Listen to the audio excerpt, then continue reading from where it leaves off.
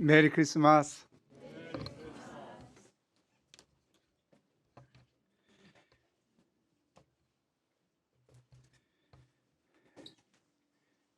매년 맞이하는 성탄절 연례 행사처럼 하지 않고 좀 진지한 마음으로 가장 사랑하는 예수님의 생일이니까 정말 감격하는 마음으로 예배를 드렸으면 좋겠습니다. 설레임이 있습니까? 사랑하는 사람의 생일이 오면 얼마나 설렌지요.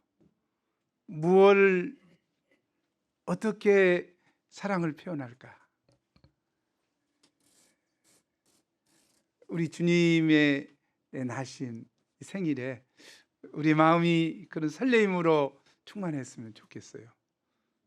보다 하늘 보좌를 버리시고 이 땅 마국과 말구기까지 낮아지신 예수님의 그 낮아지심이 얼마나 은혜로운지 감격하는 설레임으로 예배를 드리면 좋겠습니다.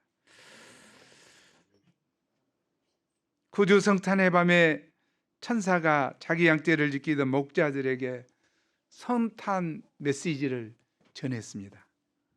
우리 10절에서 12절 함께 읽겠습니다. 시작.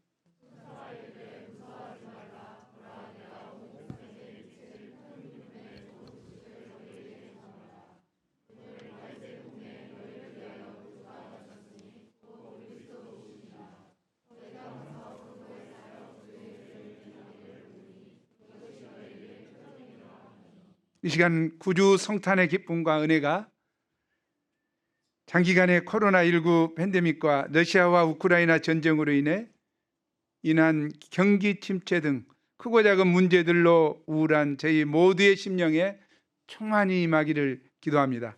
제1부 강보로 싸서 구유에 누이신 예수님 1절에서 7절 1절을 보십시오. 예수님 탄생 당시는 가이사 아구스도가 천하를 다스리는 로마 제국 시대였습니다. 가이사 아구스도는 광대한 로마 제국을 통치하는 데 필요한 막대한 재정 문제를 해결하기 위해서 인두세를 거두어들이고자 천하로 다 호적하라는 호적명령을 내렸습니다. 가이사의 호적명령은 절대적이어서 천하의 모든 사람을 움직였습니다. 사람들은 하던 모든 생업을 중단하고 고향으로 돌아가지 않으면 안 되었습니다. 가난한 목수 요셉도 고통받는 식민지 백성 중에 한 사람이었습니다. 4절, 5절을 함께 읽지요. 시작.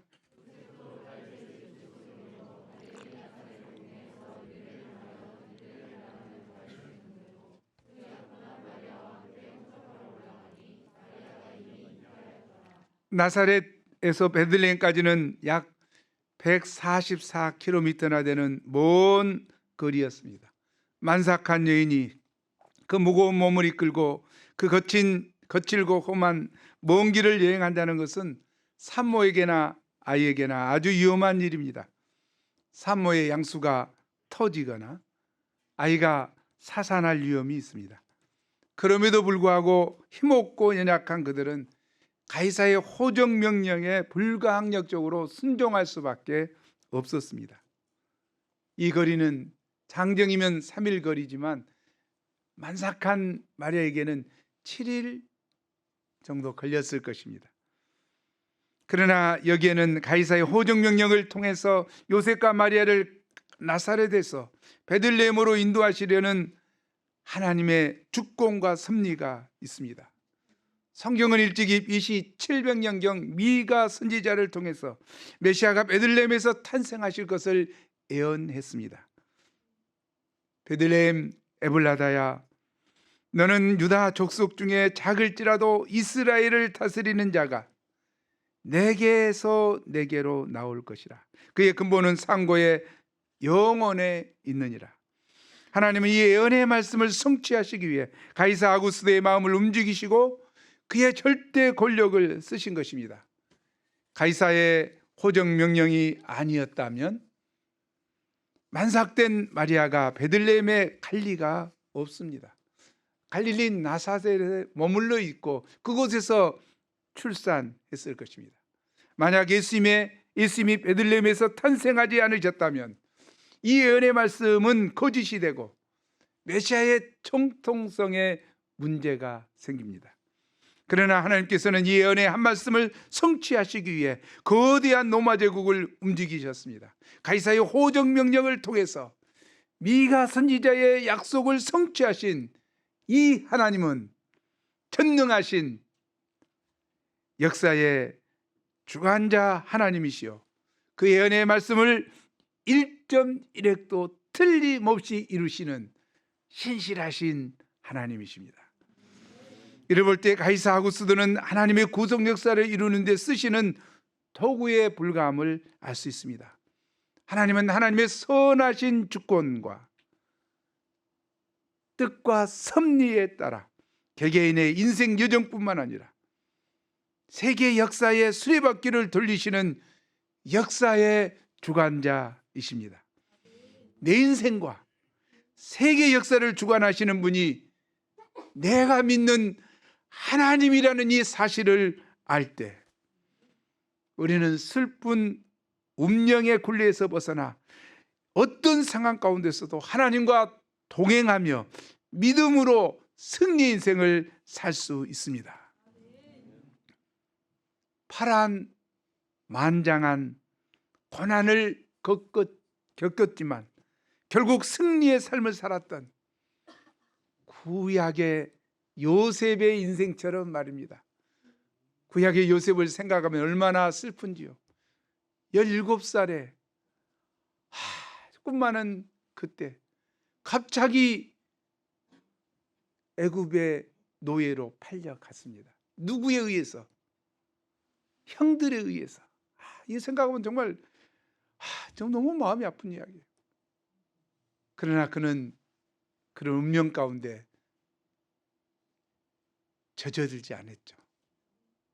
하나님을 바라봤습니다. 어떤 하나님? 꿈을 주신 하나님, 꿈대로 이루어 가실 하나님을 바라보고 믿음으로 살아냈습니다. 그럴 때 하나님은 그를, 사실은 그가 총리가 되는 지름길로 하나님이 인도하셨죠. 우리가 모르니까 그러지. 지름길로 인도하셨죠. 30세에 총리 된 사람 있어요? 총리 될 사람 여기. 강대국 애굽의 총리로 되는 지름길을 간 거예요. 정말 이게 놀라운 일이에요. 우리가 모르니까 고통스럽고 원망하고 불평하고, 지금도 고통스럽고 힘들고 어려운 상황에 있는 사람이 있습니까? 섭리의 하나님을 믿으십시오. 섭리의 하나님을 받아보십시오. 그러니까 믿음으로 하나님만 바라보고 살 때 하나님은 우리를 인도하실 것을 믿습니다. 6절 7절을 보십시오. 요셉과 마리아가 베들레헴에 도착하였을 그때에 해산할 날이 차서 갑자기 마리아의 산통이 시작되었습니다. 요셉은 황급히 베들레헴 요관문을 두드리기 시작하였습니다. 여보세요, 방 한 칸 주세요. 제 아내 마리아가. 그러나 여관은 호적하러 온 사람들로 인해서 초만원이었습니다. 요셉은 이리저리 뛰어다니며 최선을 다했으나 마리아를 위해 방 한 칸 얻을 수 없었습니다. 산모는 어딜 가나 틀뼈 대우를 받습니다. 그러나 가이사의 통치 아래 사는 사람들은 너무 힘들어서인지 누구 하나 산통을 호소하는 산모에게 방 한 칸 내어주고 줄 여유가 없었습니다. 사람들은 마리아가 산통으로 고통할 때 아예 못 본 척 하였습니다. 마틴 루터는 이렇게 이야기했죠. 함께 읽어보죠. 시작.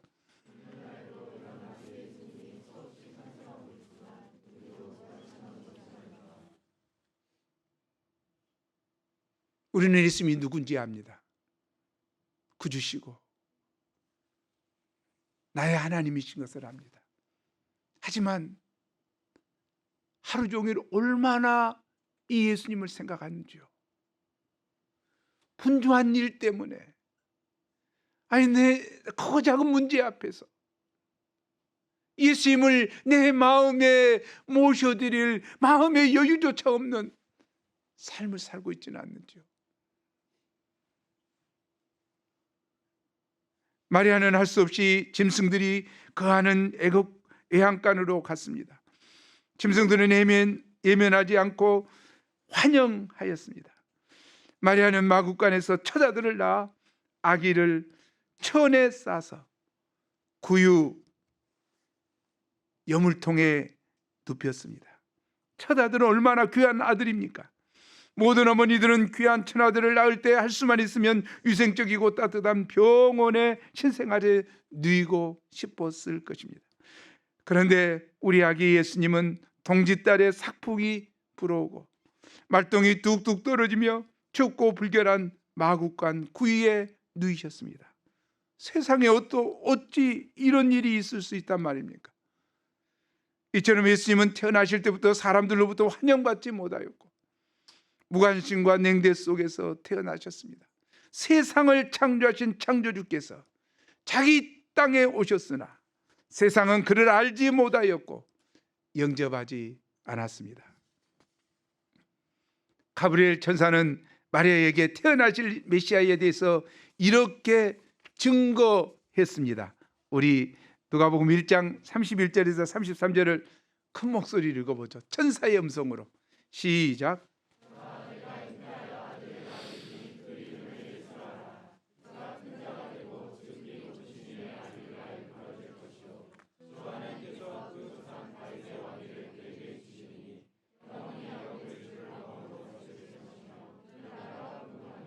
가브리엘 천사가 전하여 준 대로 아기 예수님은 지극히 높으신 하나님의 아들이십니다.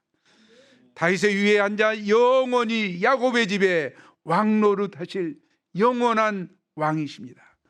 그 나라는 무궁합니다. 이런 예수님은 얼마든지 온 세상의 환영과 축복을 받으며 가이사 왕궁의 황금 요람에 누우실 수 있습니다. 그런데 이와는 대조적으로 영원한 왕이신 예수님께서는 너무나 초라하고 비천한 모습으로 마구간 구위에서 태어나셨습니다. 가장 높으신 분이 가장 낮은 자의 모습으로, 가장 부유하신 분이 가장 가난한 모습으로 태어나셨습니다. 또한 가장 영광스러운 분이 가장 비천한 모습으로, 가장 강하신 분이 가장 연약한 아이의 모습으로 태어나셨습니다. 예수님은 가장 슬프고 운명적인 모습으로 태어나셨습니다. 세상 만민을 구원하실 구주께서 사람이 거할 만한 곳이 못 되는 불결하고 비천한 구유에 탄생하시다니, 이는 실로 놀라운 일입니다. 그 이유가 무엇입니까? 이는 바로 우리의 슬픈 운명을 담당하시고 우리의 질고를 짊어지시기 위함입니다. 세상에는 슬픈 운명에 우는 자들이 많습니다. 흙수저, 가난과 파괴된 가정에 대한 운명주의, 타고난 장애와 질병으로 인한 운명주의, 못난 애모와 더러운 성격에 대한 운명주의, 공부 못하는 운명주의 등등이 갖가지 운명주의로 슬퍼하며 남몰래 웁니다. 모두 다 자기가 가진 문제가 가장 크고 심각하게 보입니다. 누가 이 슬픈 운명을 이해해주고 담당해 줄 수 있습니까? 가부 사정은 가부만이 안다는 속담이 있습니다. 이처럼 예수님은 인생들의 모든 슬픈 운명을 이해하시고 담당하시기 위해 비천한 구유의 흙수저로 탄생하신 것입니다.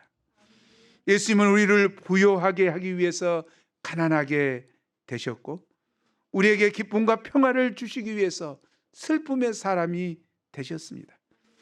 예수님은 인간의 고뇌에 동참하시기 위해 비천한 구유에 육신을 입고 탄생하셨고 가난한 목수의 아들로 자라나셨습니다. 뿐만 아니라 3년간의 공생의 기간 중에도 인생들의 모든 연약함과 모든 질병을 짊어지셨습니다. 마침내는 그 처참한 십자가에서 인생들의 모든 허물과 죄짐을 그 몸으로 친히 다 담당하셨습니다. 예수님의 생애는 비천한 구유에서 시작하셔서 처참한 십자가로 끝나셨습니다. 그래서 찬송가 96장은 예수님을 이렇게 노래합니다. 우리 함께 1절만 불러보죠. 시작.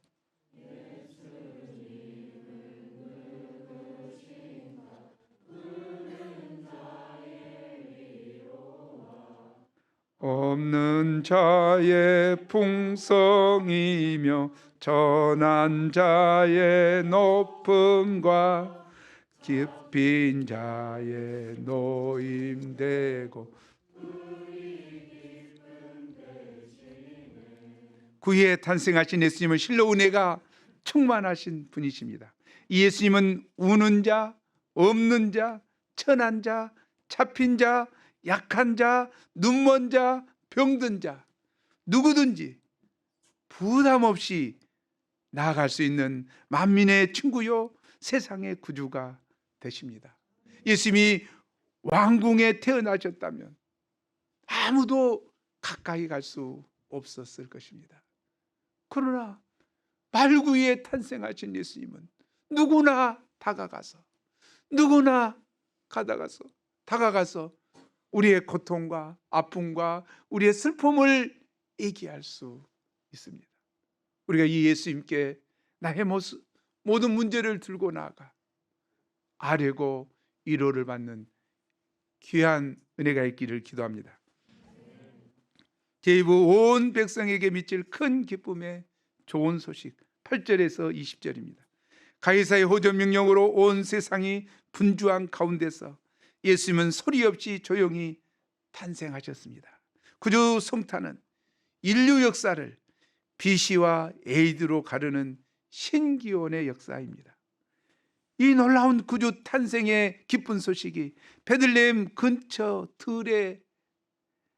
들에서 밤에 자기 양떼를 지키고 있던 양 목자들에게 전하여졌습니다. 당시 목자들은 법정에서 증언도 할 수 없을 만큼 가난하고 비천한 계급의 사람들이었습니다. 그러나 그들은 양을 지극히 사랑하는 선한 목자요, 밤에 깨어서 양떼를 지키는 충성된 자들입니다. 그들은 세속화되지 않고 순수하고 진실된 자들이요, 마음이 가난한 겸손한 자들이었습니다. 구주 탄생의 기쁜 소식이 바로 이런 자들에게 임합니다. 형식적인 교만한 종교 지도자들에게 임하지 않았습니다. 천사는 그들에게 구주 탄생의 기쁜 소식을 전합니다. 보라, 내가 온 백성에게 미칠 큰 기쁨의 좋은 소식을 너희에게 전하노라. 천사는 온 백성에게 미칠 큰 기쁨의 좋은 소식이라고 말합니다. 그때나 지금이나 신문을 보면 온통 슬픈 소식으로 가득 찹니다. 이런 소식을 보면 정말 슬픕니다. 그러나 이런 가운데서 간간히 기쁜 소식이 있습니다. 한국이 카타르 월드컵 16강 진출 소식, 3년 만에 다시 우간다 힐링 미션 간다는 소식, 우리에게 기쁨을 줍니다. 그러나 이런 소식도 어디까지나 상대적입니다. 8강에 떨어졌던 16강에 떨어졌던 누구죠? 나라들은 슬플 것입니다. 우리는 기뻤죠. 16강에 드니까. 3부에서 다 간대. 얼마나 7부가 마음 아파하더라고. 가고 싶은데. 이런 기쁜 소식은 순간적이며 영원히 지속되지 못합니다. 그러나 천사가 전해준 소식은 큰 기쁨의 좋은 소식, Good news of great joy, 큰 기쁨이라고 말합니다. 얼마나 큰 기쁨이라고 했을까요? 이 기쁨은 우리에게 진정한 만족을 주고 또 그 기쁨이 영원히 지속되는 기쁨을 말합니다. 이 기쁨은 감각적이고 경박한 기쁨이 아니라 거룩하고 신령한 기쁨으로 세상이 빼앗을 수 없는 기쁨입니다. 이 기쁨은 내면에서부터 솟아나는 말할 수 없는 영광스러운 기쁨입니다. 이 기쁜 소식이 미치는 보미가 어떠합니까? 온 백성에게 미친다고 천사는 말합니다. 인종, 국적, 신분, 남녀노소, 빈부귀천, 흙수저, 금수저를 초월하여 온 인류에게 골고루 미치는 큰 기쁨의 좋은 소식입니다. 그러면 예수님의 탄생 소식이 왜 온 인류에게 미치는 기쁜 소식입니까? 11절이죠. 함께 읽겠습니다. 시작.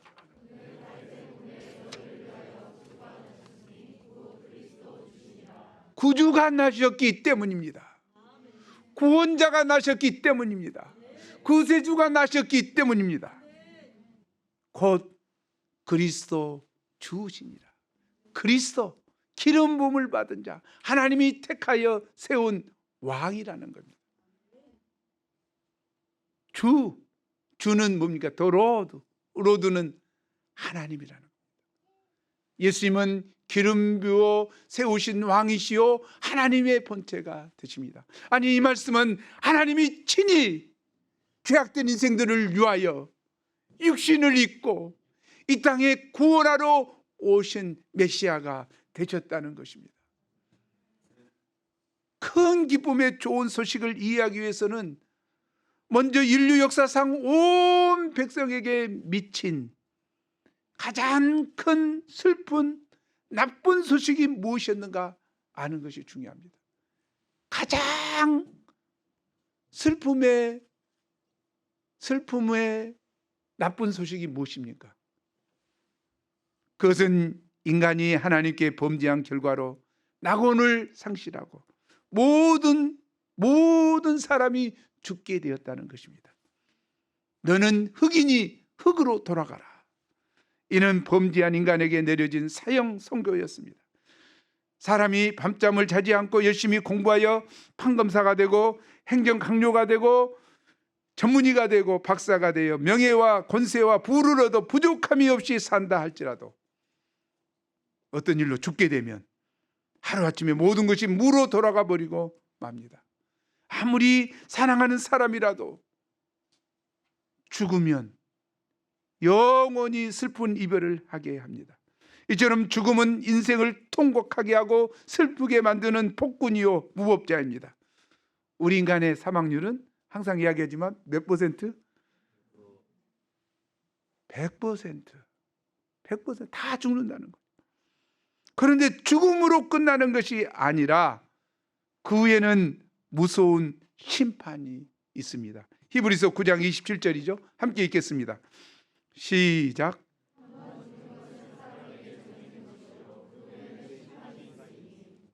그 심판은 영원히 꺼지지 않는 불과 유황으로 타는 못, 지옥에서 영원히 고통하는 것입니다. 이것이 둘째 사망입니다. 한번 생각해 보십시오. 어둠과 사망의 그늘에 앉아있는 시한부 말기 암 환자, 사형수에게 세상의 부귀영화와 권력이, 돈이, 그 많은 돈이 필요합니까? 그들에게는 아무것도 필요 없고 그 무엇보다 복음이 필요합니다. 살 수 있다는, 구원과 영생을 얻을 수 있다는 좋은 소식, 복음이 가장 기쁜 소식일 것입니다. 그런데 과연 누가 우리를 죄와 사망의 늪에서 건져낼 수 있습니까? 사도 바울은 자신의 선한 의지와 행위로 의에 이루고자 몸부림치다가 그 내면에 역사하는 죄의 세력으로 인해서 절규했습니다. 오라, 나는 공고한 사람이로다. 이 사망의 몸에서 누가 나를 건져내라. 무력으로 천하를 정복한 알렉산더나 나폴레옹도 죽음은 정복하지 못했습니다. 오늘날 고도로 발달한 과학도 의술도 코로나 백신도 생명을 조금 연장할 수는 있을지언정 죽음을 막지 못합니다. 이처럼 죄와 죽음 문제는 어떤 사람도 어떤 위대한 과학자도 해결할 수 없습니다. 이는 오직 예수님만이 해결하실 수 있습니다. 아멘. 예수님은 우리 죄를 위해 우리 대신 십자가에서 피 흘려 죽으시고 또 죽은 자 가운데서 장사 지낸 지 사흘 만에 부활하심으로 우리를 사망 권세로부터 해방시켜 주셨습니다. 그리고 우리를 흑암의 권세에서 건져내어 영원한 하나님 나라로 옮기셨습니다. 뿐만 아니라 이 땅에 사는 날 동안에도 생명의 세계, 빛의 세계에서 생명과 평화를 누리며 기쁘게 살게 하십니다. 얼마나 은혜로운지요. 그러므로 구주 예수님의 탄생은 필연적으로 죄와 사망에 처한, 더 나아가 영원한 심판받아 지옥불에서 영원한 고통을 할 수밖에 없는 인생들에게 임한 가장 기쁜 소식입니다. 이를 모르는 사람들은 그리스도의 탄생이 나와 아무런 상관이 없다고 생각하기 때문에 기뻐하지 않습니다. 예수님은 12월 25일 공휴일을 만들어 주신 고마우신 분 정도로 생각합니다. 그러나 죄와 죽음이 나와 직접적인 관계가 있듯이 다 죽지 않습니까? 죄 가운데 신음하지 않습니까? 나와하고 직접적인 관계가 있듯이 죄와 죽음 문제를 해결하러 오신 예수님은 나와 직접적인 관계가 있는 것입니다. 아멘. 예수님은 바로 나의 죄와 죽음 문제를 해결하시기 위해 태어나신 것입니다. 사도 베드로는 사도행전 4장 12절에 이렇게 외쳤습니다. 다른 이로서는 구원을 받을 수 없나니 천하 사람 중에 구원을 받을 만한 다른 이름을 우리에게 주신 일이 없음이니라 하였더라. 오직 예수님만이 우리를 구원하실 유일한 분이시라는 것을 고백했습니다. 제 간증은 쭉 써졌습니다. 그래서 이거 한번 보시고 정말 얼마나 괴로웠는지요.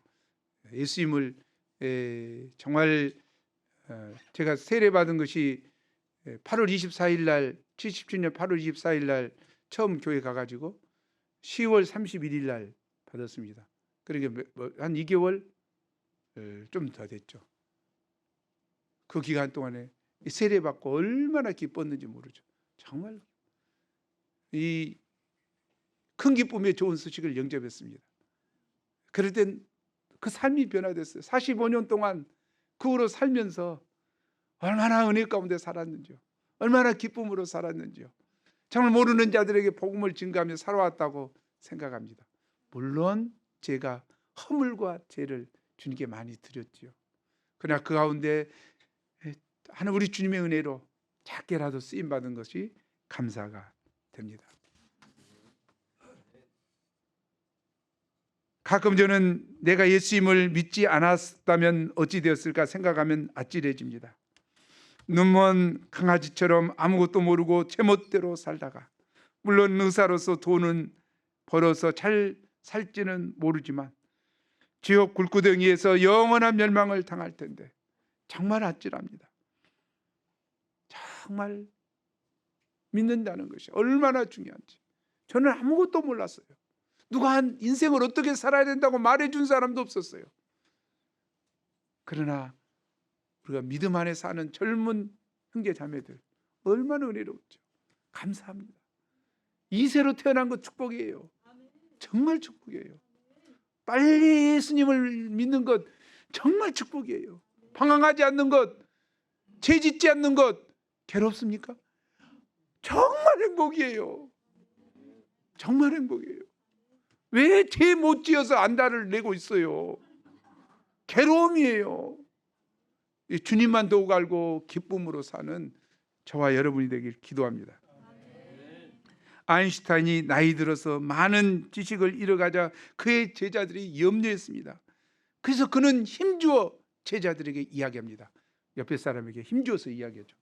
시작. 다 잊어버려도 상관없어요. 그저 예수님만 잊어버리지 않으면 영원한 천성을 향해 가는 복된 삶이 됩니다. 천사는 계속해서 말합니다. 12절이죠. 너희가 가서 강보에 쌓여 구유에 누워있는 아기를 보리니 이것이 너희에게 표적이니라 하더라. 표적은 사인입니다. 천사는 온 세상을 구원할 구주가 바로 천에 쌓여 구유에 누인 아기임을 알려줍니다.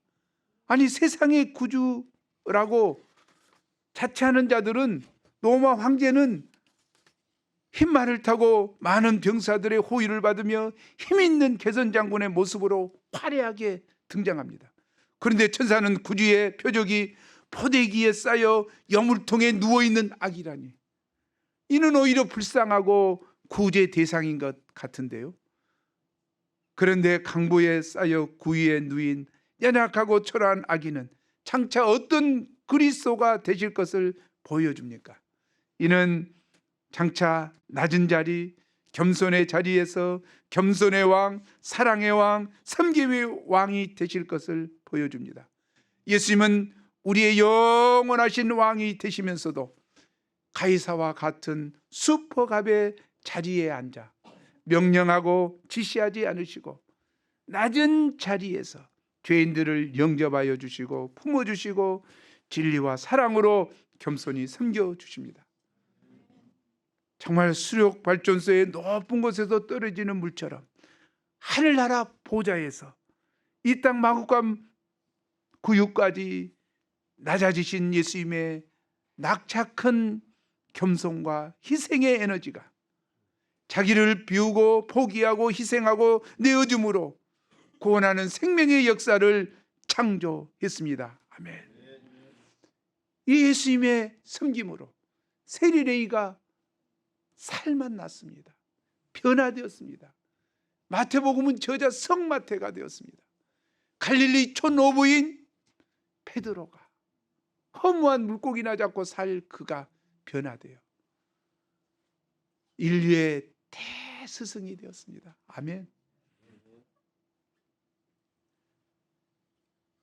이처럼 하나님의 역사는 구유의 정신 가운데 이루어집니다. 사람을 살리는 생명의 역사는 가이사의 보좌가 아니라 구유에서 일어납니다. 여기에 하나님의 지혜가 있습니다. 그래서 성자 어거스틴은 이렇게 고백했습니다.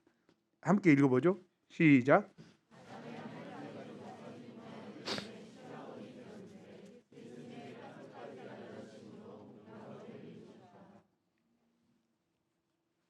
말구유 정신, UFO가 가장 좋아하는 정신이죠. 말구유 정신. 사람들은 가이사와 같은 슈퍼갑이 왕노릇하는 가정이나 직장이나 사회에서 많은 상처를 받고 억울하고 원통한 눈물을 흘리며 고통합니다. 그러나 구유에 오신 겸손의 왕, 섬김의 왕, 사랑의 왕 예수님께 나아가면 예수님 우리를 영접해 주시고 모든 상처와 눈물을 닦아주시고 겸손과 섬김과 사랑과 평화로 다스려 주십니다. 이 겸손하신 예수 그리스도의 다스림과 통치를 받으면 우리 영혼의 기쁨과 안식과 평화가 임합니다.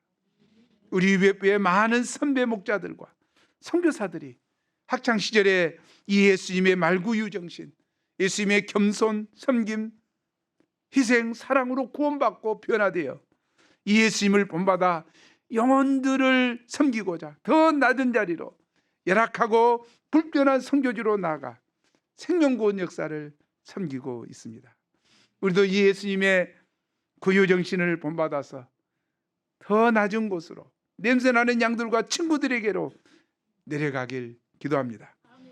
지극히 높으신 이의 아들이요 영원하신 만왕의 왕이 되시지만 스스로 자신을 죄인의 자리에까지 한없이 낮추셔서 우리 죄인들을 겸손과 사랑으로 섬겨주신 겸손의 왕, 사랑의 왕 예수님께 감사와 찬송과 경배를 드립니다. 천사의 메시지가 끝나자 호절히 수많은 천군들이 큰 천사와 함께 하나님을 찬송하기 시작했습니다. 13, 14절 지극히 높은 곳에서는 하나님께 영광이요 땅에서는 하나님이 기뻐하시는 사람 중에 평화로다. 아멘. 11절 말씀 읽고 마치겠습니다. 함께 읽겠습니다. 시작. 오늘 다윗의 동네에 너희를 위하여 구주가 나셨으니 곧 그리스도 주시니라. 하나님 아버지, 성탄절을 맞이하여 하늘 보좌를 버리시고 육신을 입고 이 땅 마국과 마을 구유까지 낮아지신 겸손의 왕, 섬김의 왕, 희생의 왕, 사랑의 왕 예수님을 인하여 찬양합니다. 예수님을 낳으신 성탄절을 맞이하여 하나님이 주신 은혜를 깊이 기억하며 감격하고 감사하는 저희가 될 수 있도록 도와주십시오.